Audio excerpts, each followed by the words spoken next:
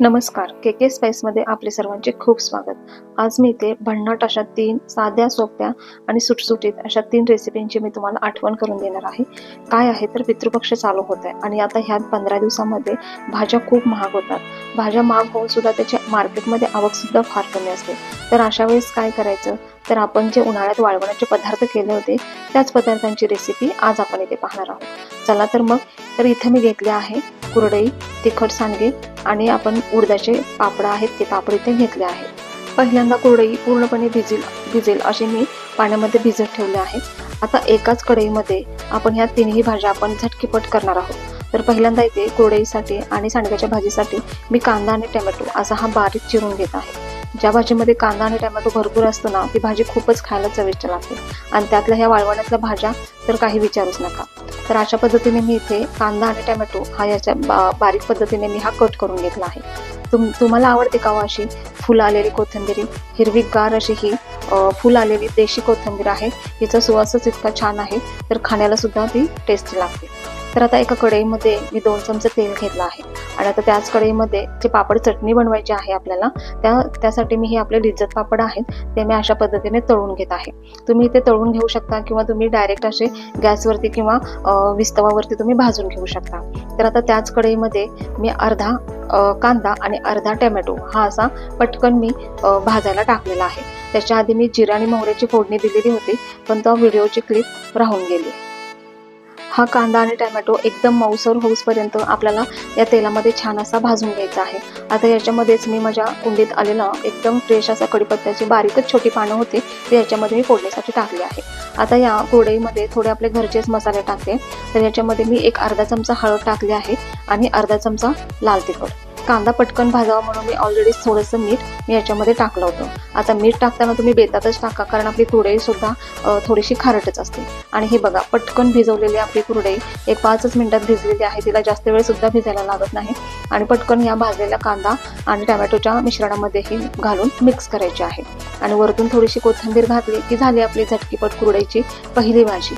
ही अशी भाजी तुम्ही गरम भाकरी किंवा चपाती सोबत किंवा साध्या वरण भातासोबत सुद्धा खायला खूप भारी आणि चविष्ट लागते आणि झटकीपट होणारे डब्यासाठी सुद्धा ही आपली कुरडईची भाजी तयार आहे। तर आता ही कुरडईची तयार भाजी आपण एका बाउलमध्ये काढून घेऊया कारण याच कढईमध्ये आपल्याला दुसरी भाजी सुद्धा करायची आहे। आता भाजी ही पूर्ण काढून घेतली आहे। लगेचच त्याच कढईमध्ये मी अगदी अर्धा चमचा तेल टाकला आहे आणि त्या तेलामध्ये हे आपले तिखट सांडगे आहेत हे असे छान खरपूस लाल रंग येऊपर्यंत भाजून घ्यायचे आहेत। तर हे पूर्णपणे मटकीचे सांडगे आहेत, हे मिश्र धान्याचे सांडगे नाही आहेत। हे तिखट सांडगे नुसता मटकीचे भाजून खायला सुद्धा खूप छान लागतात। आता परत एकदा जादा 1 चमचा तेल मी याच्यामध्ये घालते आणि तो मगाशी राहिला होता तो अर्धा कांदा आणि अर्धा टोमॅटो याच्यामध्ये टाकून पूर्वीसारखा असाच मी याला भाजून घेते। तर या सांडग्याच्या भाजीला सुद्धा बघा आपला घरचाच मसाला वापरायचा आहे। अगदी अर्धा चमचा हळद आणि 1 चमचा लाल तिखट कारण सांडगे सुद्धा आधीपासूनच थोडेसे तिखट असतात त्यामुळे तिखट आणि मीठ थोडंसं आपल्या आवडीनुसार गरजेनुसारच टाकायचं आहे। आणि आता याच्यामध्ये घातलेले आहेत आपण भाजून घेतलेले तिखट सांडगे।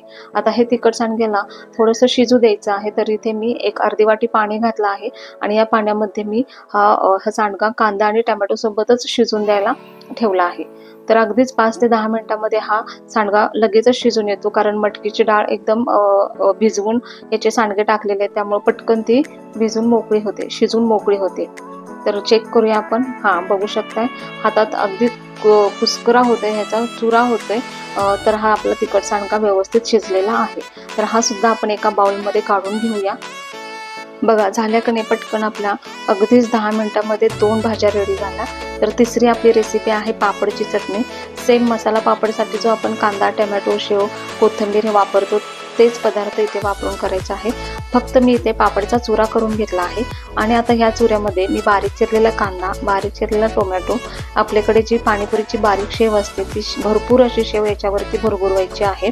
थोडंसं एक अर्धा चमचा किंवा तुमच्या अंदाजानुसार लाल तिखट घालायचं आहे, चवीनुसार चाट मसाला आणि थोडंसं मीठ याच्यावरती फक्त इतकंच भुरभुरायचं आहे। आणि वरतून थोडीशी अगदी गावरान फुल आलेली माझ्याकडे कोथिंबीर आहे ती कोथिंबीर याच्यावरती मी स्प्रिंकल करत आहे। आणि ही आपली तयार आहे झटपट तोंडी लावण्यासाठी जेवणाचा स्वाद वाढवणारी अशी ही पापडाची चटणी। आता हा अख्खा पापड सुद्धा प्रत्येकाला एक एक द्यायला वगैरे नाही का, जास्त लोक असेल तर आपल्याला करता येत नाही किंवा देता येत नाही, तर अशा वेळेला मस्तपैकी अशी ही पापडची चटणी तयार करायची आणि सर्वांना समान असे एक एक 2-2 चमचे आपण त्यांना वाढू शकतो। तर अशा पद्धतीने सर्व मसाले वरती खाली हलवून सगळीकडून हलवून याला टॉस करून घ्यायचा आहे। बघू शकताय सगळीकडे कांदा शेव वगैरे सगळीकडे पसरलेले गेले आहे। तर अगदी 10 ते 12 मिनिटांमध्ये या 3 पदार्थ आपण तयार केले आहेत। याला अगदी कमी वेळ लागतो, कमी साहित्यात आणि अगदी झटकन पटकन होणारा या 3 रेसिपीची आठवण मी तुम्हाला करून दिली आहे। तर या रेसिपी तुम्ही या दिवसामध्ये तुम्हाला भाजीला काही ऑप्शन नसेल तर तुम्ही नक्की करून बघा आणि तुम्हाला मी आठवण करून दिली आहे या रेसिपीचे। जर चॅनलला जर नवीन असाल तर चॅनलला प्लीज लाईक करा, शेअर करा आणि सबस्क्राईब करा। स्नेहा कांबळे 565 या इंस्टाग्राम पेजला आणि KK स्पाइस या फेसबुक पेजला सुद्धा फॉलो करायला विसरू नका। धन्यवाद।